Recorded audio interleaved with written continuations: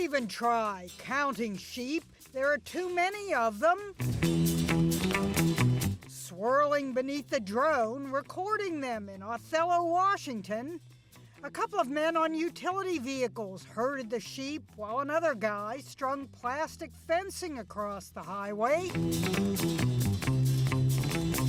How did the sheep cross the road? Following each other, like sheep, naturally.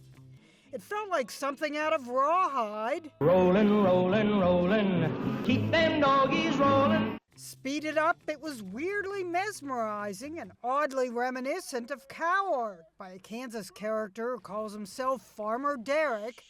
Derek drove around, strategically dropping feed for the cows, so that the drone overhead captured them forming a smiley face. Look at this, it's perfect!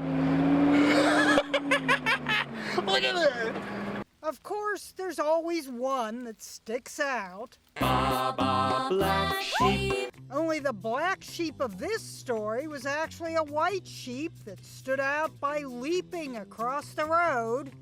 This sheep has nothing to be sheepish about. Ginny Mose, CNN, New York.